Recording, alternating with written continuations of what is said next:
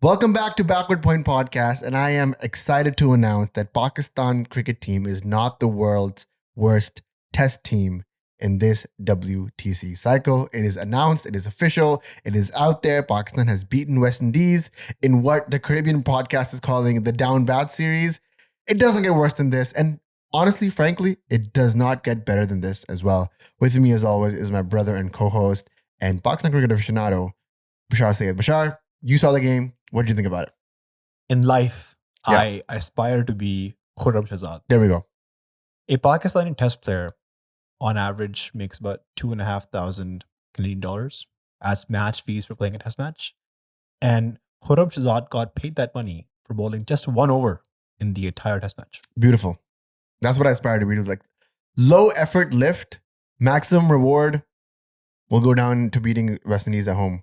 A 111. Pakistan is now the second worst test team in this World Test Championship cycle. Some will say we are second from the bottom.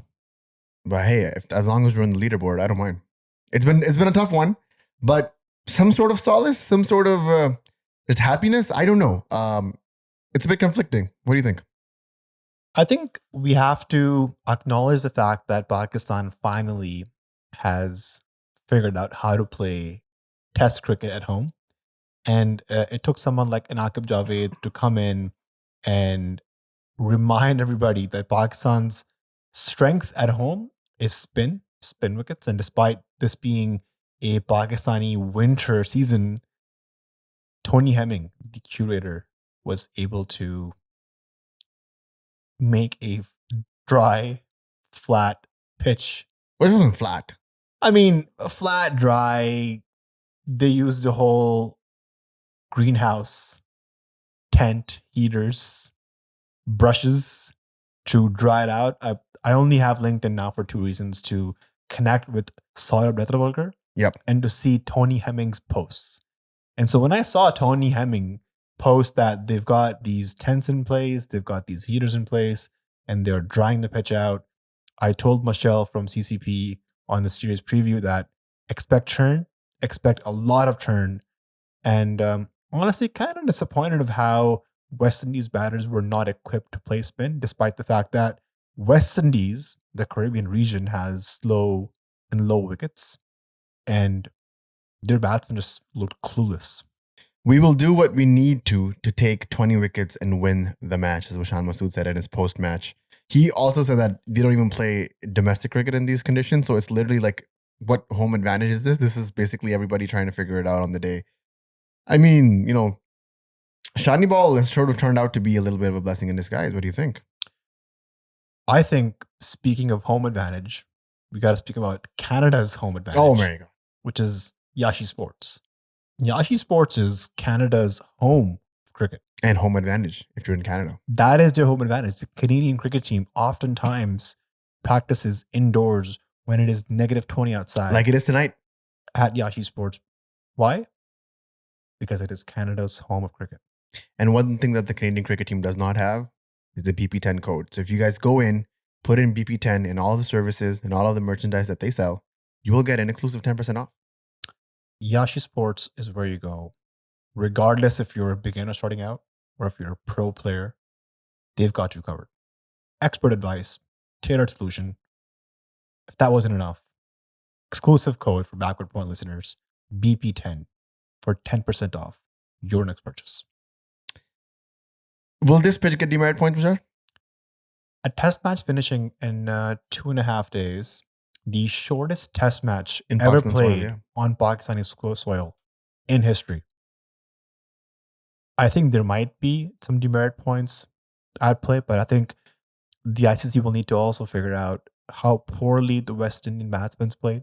The fact that their tailenders outscored their top order batsmen showed that maybe if their top order had a bit more technique, a bit more intent to score runs, it may not have been as short of a match. I mean, the SCG test was quite short. And there were talks of getting that pitch a demerit point as well. If not from me, then Sunil Gavaskar definitely said it on the record. I'm not really leaning into the whole demerit situation just as yet, just because of your point. it's not like people weren't able to score runs. Pakistan scored 141 run partnership in the middle between Rizwan and Saud. Karachi agenda peaking right there, just giving life into the Karachi agenda after Saim was sort of left to the rafters. But it's not like it was unplayable. It was not like runs were not scored. Over 500 runs were scored in this test match. So something happened positively. It was just that, yes, on paper, 127 overs were only bowled, and this test match wrapped up in quite a jiffy. So it does not look good for the export of test cricket. But at the same time, like Shan Masood said, we need to, whatever helps us win, whatever helps us take 20 wickets, we will do that. Even if that means the detriment of their own batsmen, because one of the questions asked in the presser, which I think Shan handled really well. Pressers, I think, if anything, he can come out and give you a good presser. He said, somebody asked him about the disadvantage the fast bowlers are having, that they're not able to take wickets in their own home conditions. Hey, they're not even able to play in their home conditions. Khurram Shahzad won over, Naseem out, Shaheen out, Amir Jamal out. Like, it's just insane. And Shan Masood said, we're trying to be the top two teams at the WTC cycle. That means sacrificing certain departments. That includes batting. Like, none of the great batters were in the scoring. So Shan Masood's 50 actually on this turning track, highly rated. And Babar Azam wouldn't even start with that, right? So he basically made it a point to see some people have to take a step back for Pakistan to win, and that's fine. But when there are seam conditions, when they go to England next test cycle, or if they have to go to South Africa, then they will readjust. But that does not mean that Pakistan stop losing or stop winning because they have to appease to a certain crowd. I thought that was a really bold statement, very smart statement. That's not like a statement from a captain that is intending to stay for another couple of years. Now, this is where, we can talk about the game as much as we want, but the bottom line is this is a meaningless test match and a meaningless test series at the end of a World Test Series cycle.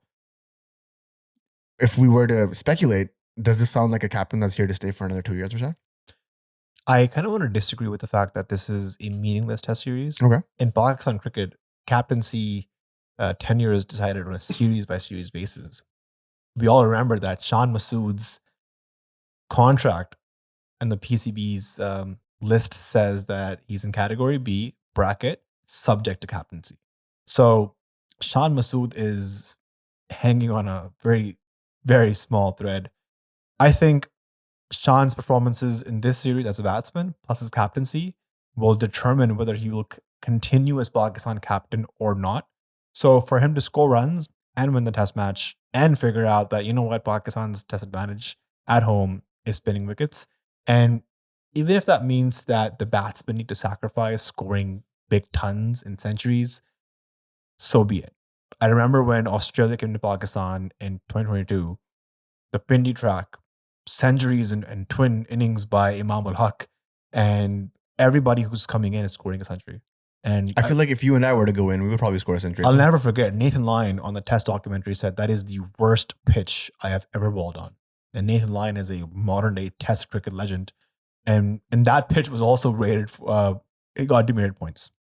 So when Pakistan goes to England, they have seaming tracks. They have swinging conditions. They've got a Duke's ball. They have four seamers, slips, and they try to extract their home conditions. So Pakistan would not be complaining when they go to the UK because they got seaming and swinging tracks.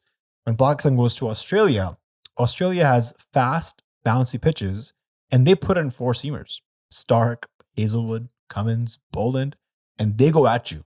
So that is their home advantage. Pakistan's advantage is to have spinning tracks, especially when they've got non-subcontinent teams coming to Pakistan. That is when they can really challenge their batsmen and win home series. I think this whole debate about spinning tracks versus fast bowling tracks reeks of a double standard. We never bat an eye when England is, like you said, making those tracks where they're seaming and bouncing and people are getting out for 80, 82. We've had those test matches. We've seen those against Pakistan and against other teams. We never bat an eye. We talk about how elevated this cricket is and how wonderful it was to see the Duke's ball move in the air, yada, yada, yada. But when it's the opposite end, when you come to Sri Lanka, when you come to India, when you come to Pakistan, Bangladesh, tracks are turning a mile. That's also beautiful to watch. Some of the best spells that I saw were from Noman Ali bringing it in. Even Warwican had some really good spells in there, some really exciting deliveries where the ball was dipping in middle leg, breaking, all the way to first slip. It's lovely to see. It's lovely to see how batsmen are able to maneuver that, if they are at all. And I think it just reeks of double standard. Might I say it even reeks of racism a little bit, that whenever the white man does it, it's beautiful, it's majestic, but when the brown man does it, it's below par, it's substandard. It's not really what the game of cricket or the spirit of cricket is. To all those people who are coming out and begrudging this pitch and begrudging this style of cricket, I just say to you what Emre Nakvi said to us about Sam Ayub. Shut up. Shut up. I think as fans, we were dying for Pakistan to win test matches at home. And now that they finally are winning test matches at home, we are the first ones to be like, okay, this is not real cricket. These are just spinning tracks. But I think there is a high level of skill involved to navigate these conditions. So the fact that Shakil and Rizwan put up 141 runs as a partnership, that was the game-changing situation there. And I thought that if the West Indian spinners had a bit more experience, or if they bowled in the right areas, like Jamel Warrican did, they could have challenged Pakistan a lot more. Because the problem still remains is that Pakistan's domestic conditions aren't like this. So, like Rizwan said in his presser, that even the Pakistani batsmen aren't used to playing in these sort of spinning tracks. So, similar to the West Indian batsmen, we are also learning and adapting on the job. What was your favorite innings that out of the four? I mean, by favorite innings by a batsman, because I think it was a low grade pitch for batsmen. I agree, but some of the innings that I saw from Shakil's 84 in the first inning, Karachi agenda, peaking high. But I was playing cricket in 2023 in Karachi when I was staying there for a few months, and honestly, a lot of those pitches that I played in were like this: dusty, extremely dry, cracks that would you could fit coins between, and you just have these like slow left arm bowlers or slow right arm off spinners just nagging away, even in a T20 game. And I had a lot of fun bowling on those pitches because I'm a wrist spinner and I could get a lot of flight in. And when you get the enough flight, just the right amount of flight in the right area, the ball breaks, the ball does its own thing. You get a slip in, you never remove that slip. It was just fun to play in that situation. And conversely, it was fun to watch this because Shakil is that dynamic Karachi player who's played on those rough dead pitches in the Aghan Gymkhana or in what's it called, like the UBL ground or Eidgah cricket ground in Nazimabad. Like all these grounds are low maintenance grounds, but you got to survive those games. And Shakil, the way he was fetching for every single run, very calculated innings. I thought that was the innings for me. And Mohammad Rizwan, the finest player to come out of Pakistan as a wicketkeeper in the past 10 years, especially in these longer formats, ODIs and Test crickets. His class really shows through. Our debate rages on whether he should be in the T20 team at all, let alone captain. But when it comes to these formats, this is where Mohammad Rizwan is shown to be the aggressor, shown to take helm. Saman Liaga had a tough run in this Test match, but some of the greatest slip fielding that I've ever seen with an insanely aesthetic catch. I think he was at one point parallel to the ground at 90 degrees. There's a lot of fun in this Test match. I enjoyed bits and pieces of it, but I would like to know what your standout moment was. I think my standout moment isn't one particular innings, but it was the partnership between Rizwan and so that 141 runs helped Pakistan put the platform out where they can have that lead, get West Indies out, and Rizwan, Shakil, Pakistan's top performers in Test matches in the past few years. I think there is a debate out there with that Rizwan is probably Pakistan's best wicketkeeper batsman in Test matches, even all format. I would say. I'm not just saying wicketkeeper. That is probably Rashid Latif, but wicketkeeper batsman, Rizwan is up there in contention with some of the greats. And scores runs when Pakistan needs it. Shakil, on the other hand, is Pakistan's highest run scorer in this current World Test Championship cycle. Scored runs in Sri Lanka, scored runs in Pakistan, scored runs in South Africa. A player of all conditions. I think he does struggle a bit against pace. He did get kind of exposed in Australia. But I think he's somebody who's shown a lot of improvement across formats. Even in T20s, he had a great PSL season last year for Quetta, and he's, I think, the captain now. And currently Pakistan's vice captain. So that partnership between Saud and Rizwan, and plus, I will mention Shan Masood's 50 in the second innings. Very important, very handy innings. We've been critical of Shan Masood on this podcast that his average is below 30. Does he deserve a place in the team? But his 50 in the second inning, sort of a fearless approach to the game, almost hit run ball 50, took the game on, attacked.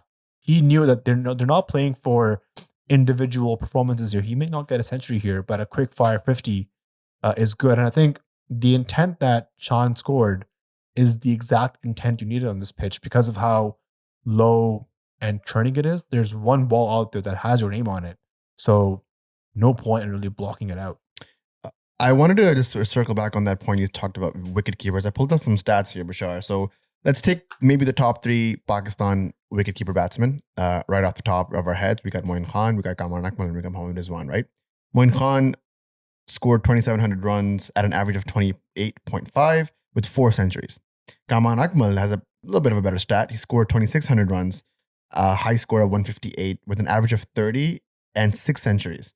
And then we got Mohammad Rizwan in. He has 2,199 runs at an average of 40 and 311.50. So I think you missed Sarfaraz in there too. Sarfaraz has played 50 plus test matches and he has a few hundreds as well. Not only have I missed Sarfaraz in this, but I've missed Sarfaraz in T20s, but that's a whole other thing. Sarfaraz, Emily, let me just pull that up as well. Sarfaraz, how many do you think he has?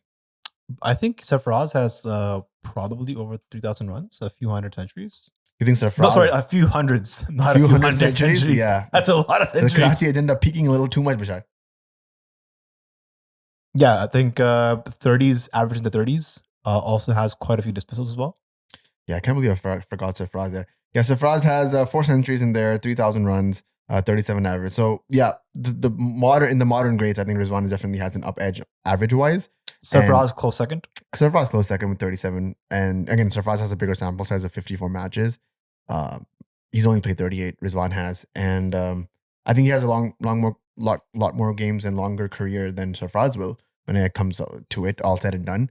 But you're bang on. His average is very high, and his in the middle overs, his runs with even playing with the other middle order batsmen, he knows how to get the runs away. Especially that partnership with 141 with Sochaki. I think that just shows you the class that Rizwan has, especially in this format. So it's good to see. Sarfaraz is missing a lot of other regions, but as it stands right now, it's pretty good.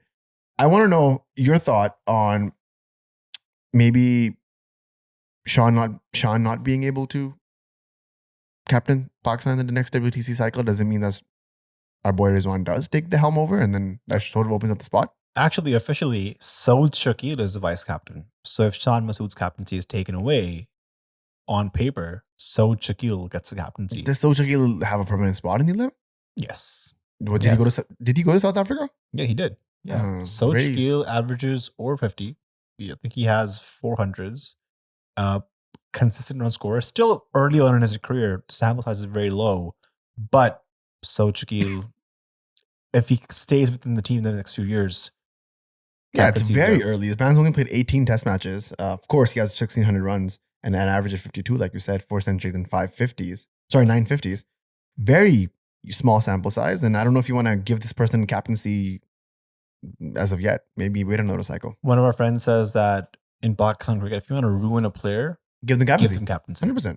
Yeah. So actually, that friend thinks that Rizwan's career in wide balls is there's not much left there. Maybe a bad Champions Trophy will be the end of Rizwan and ODIs. I doubt it. I think Rizwan's pulled off something in the past couple of ODI series that generally nobody saw it coming. I mean, you and I talk about cricket all the time. Even we couldn't speculate that Pakistan would beat Australia 2-1 and then beat South Africa 3-0.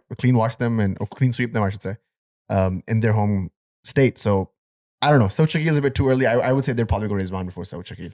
Pakistan's bowling the last 3 home test matches, 0 wickets taken by fast bowlers. All the wickets been taken by the spinners.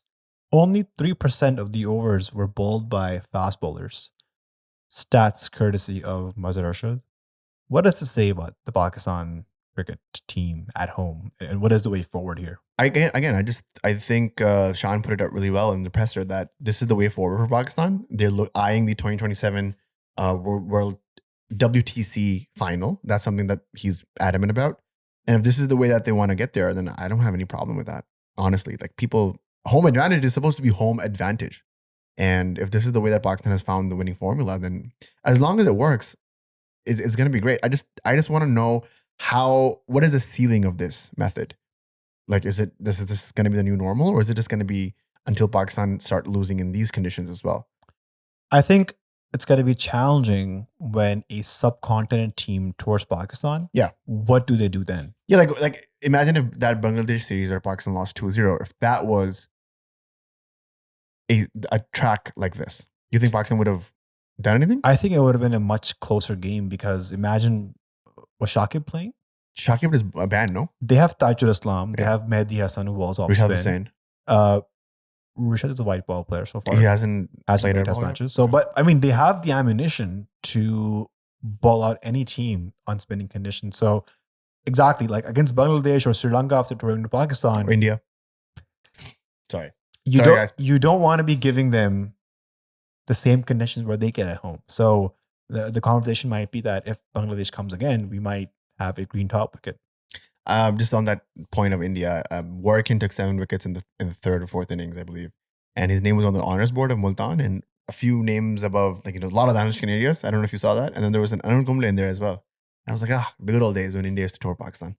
But yeah, I totally agree. I think there is an expiry date to this formula. I don't know when it is or what it is, but as soon as they start losing in this session, in this format, I think Pakistan will find themselves changing the gears up a bit. The next few series that Pakistan has coming in the next World Test Championship is South Africa at home. So expect these turners again. You get Sri Lanka at home and New Zealand at home. So New Zealand, you can expect these turners again. Sri Lanka, I'm very curious on how those pitches will behave. I think it's really ironic that they have Shan Masood's picture with these pictures. And I'm not going to say anything else. I'm just thinking that, like, it's very. You have to have a really high degree of confidence to think that you're going to make it to the end of 2027 as captain, Shan Masood. But it's not been the worst piece of captaincy that I've seen. So I'm not upset. I just don't understand these 2-match series. What is the purpose of that? So test matches, when Pakistan plays, I think they're a money-losing cause.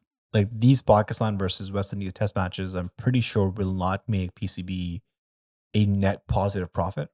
That's why when teams tour for these full flash series with ODIs, T20s, and test matches, the T20s and ODIs sort of make up for the losses in revenue in test matches. So unless India, England, and Australia are playing each other in test matches, it doesn't really make a lot of money. So it's not really financially viable, especially considering, for example, this test match finished in 2.5 days. So what happens to the advertisements, the broadcasting rights for the next 2.5 days that just been scrapped away? So 2 test matches where Pakistan is playing still makes kind of sense. I'm not for it, but I see the financial implications of it. I do think that Pakistan needs to play more test matches. I believe their next test match after the second test is 10 months away. So how can we expect Pakistan to perform consistently when their guys aren't even playing test matches regularly? And a lot of the Pakistan guys in the test team play multi-formats. So they're engaged all year round. They don't have the time to play first class or be in the zone for red ball cricket. And suddenly when red ball cricket does happen, we're like, oh, why is this guy not having the temperament or patience to play 80 overs a day? Yeah, I agree. I think the longest series Pakistan has is with England, in England, and that's a 3-match test series, which I think, why not make that a 5-match series, But then I guess that falls back again to the fact that maybe Pakistan is not as strong of a team to withstand 5 days of test matches. I don't think Pakistan has played a 5-match test series in decades at this point. The last major test series they played was probably the 4 tests against England in 2016. Yeah. Correct me if I'm wrong. Yeah, that sounds about right. When India and Pakistan used to tour each other, they used to play 5 test matches, no? It's been so long. Honestly, I don't even remember. Yeah, honestly. It's been a tough one. But back in the day, they didn't have T20s. So it was only test matches and ODIs. Yeah, so that's why they would, Yeah, so they would play like 5 ODIs and 3 test matches. That would be the major. I think the best tours are 5 ODIs, 3 test matches, and then add 3 T20s in them as well. That's like my ideal length of tour. I think that's But now I feel like the T20s have taken the spot of ODIs, where now they're like 5 T20Is but 3 ODIs. yeah. Right. So it also depends on what year is it. If it's a Champions Trophy year, we might see more ODIs. If it is a T20 World Cup year, we might see more T20s. Yeah. So everything is catered to be around it. Yep, I agree. I think Pakistan got themselves into a good win here. It's a good little confidence boost for the Shani boys and the and the guys in the white. We have not talked about Noman and Sajid yet. Do you want to give a couple of minutes on them? Absolutely. Veterans of first class.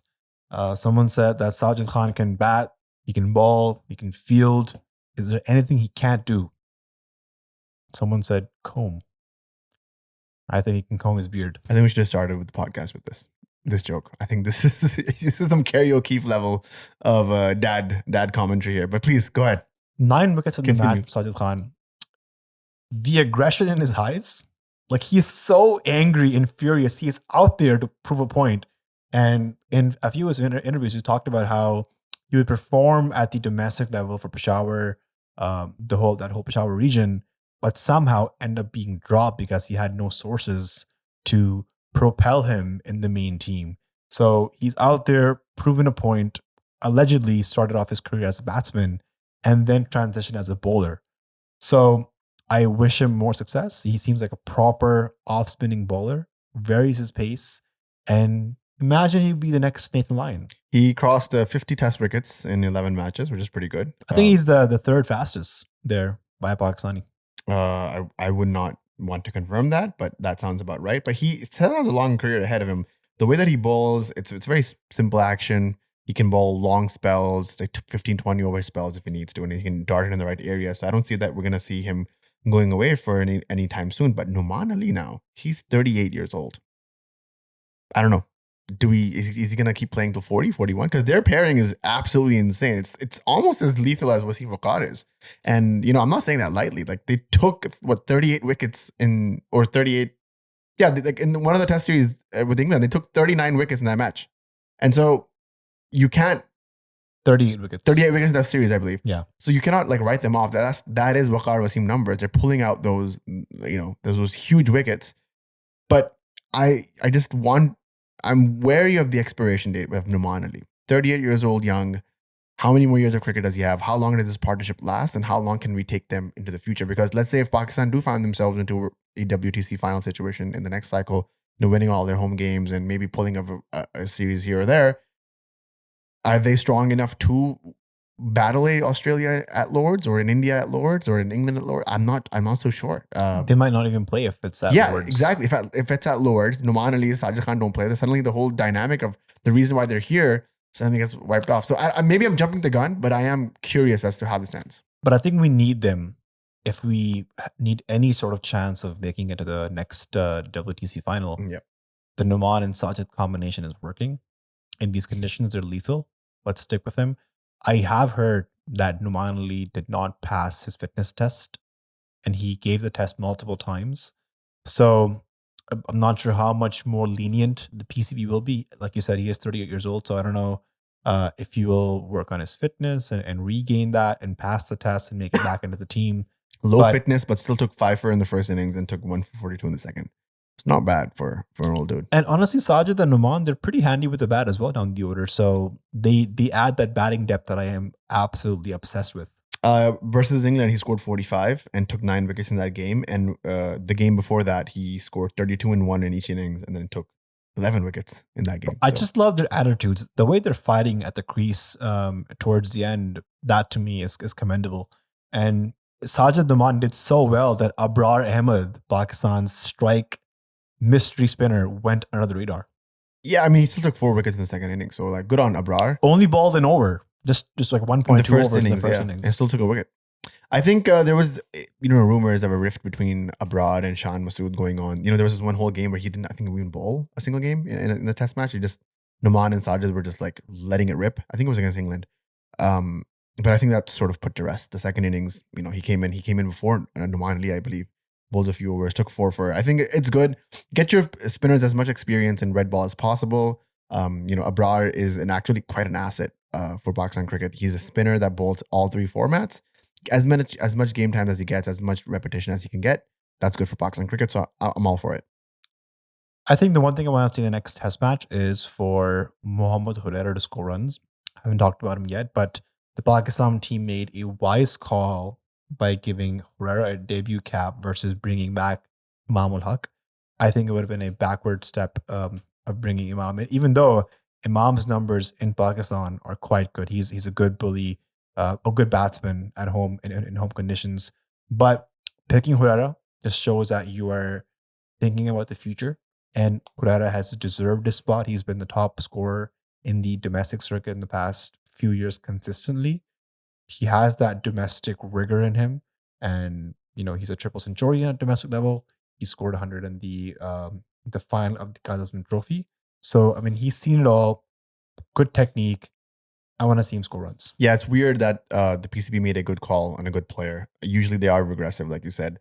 So it was interesting to see them be a bit forward thinking. I don't know whose decision it was. Maybe Shan, maybe I don't know whose it was, but it was a great call, and I hope they continue with him.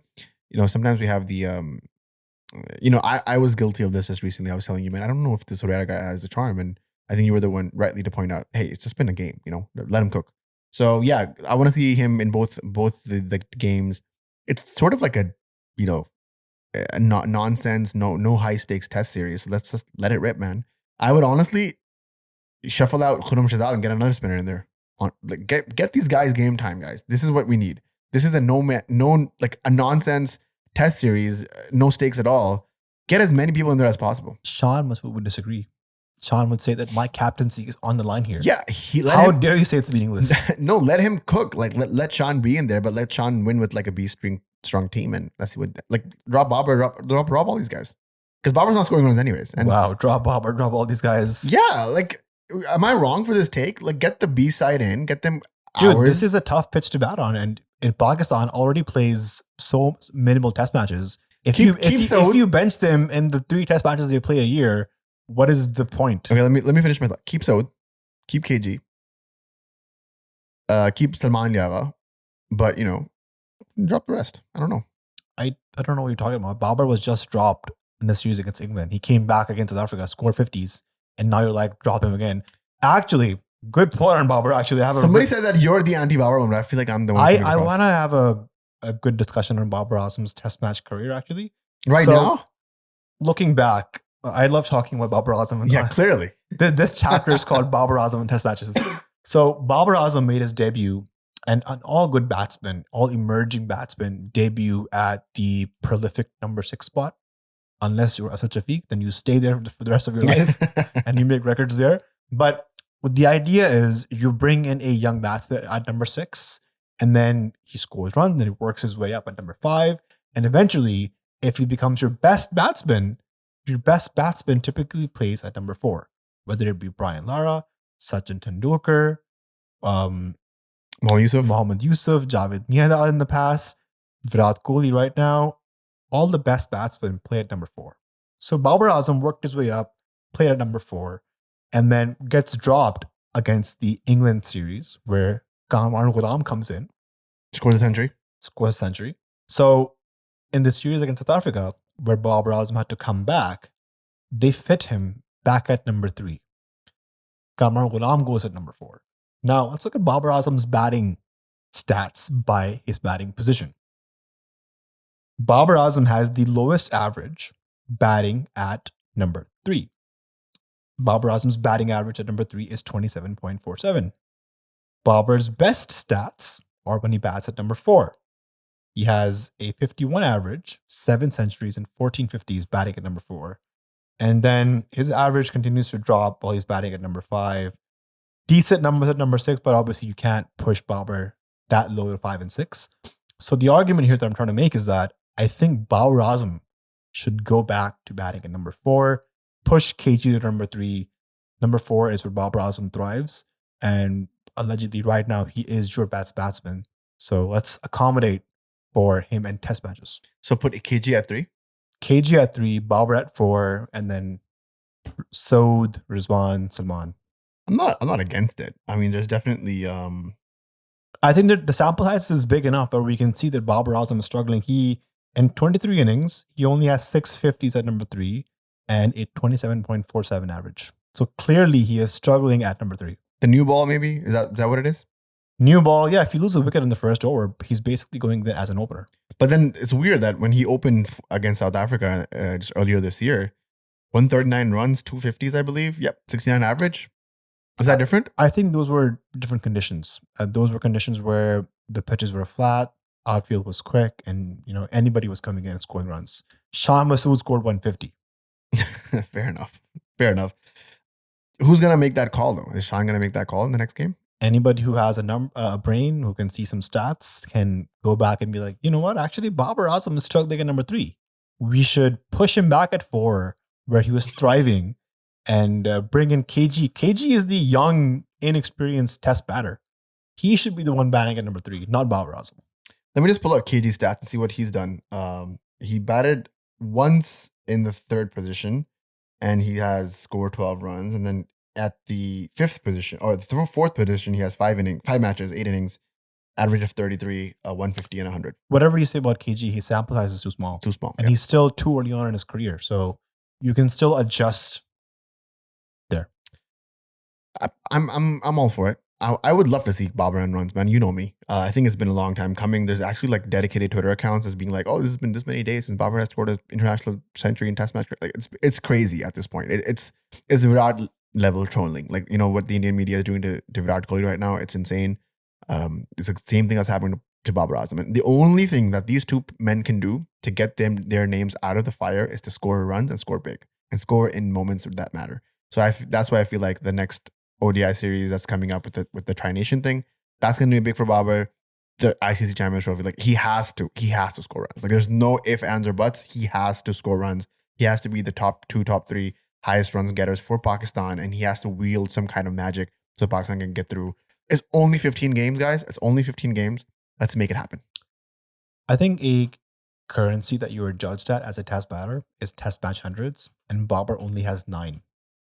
And his average is 43, and 900s, 2950. That's a huge gap between 50s and 100s. It shows that Babar is getting starts, but he can't convert them into big scores. So just in my head, randomly, I was thinking, what is Pakistan's all-time test 11? And in a few different combinations, I could not fit Babar Azam anywhere there.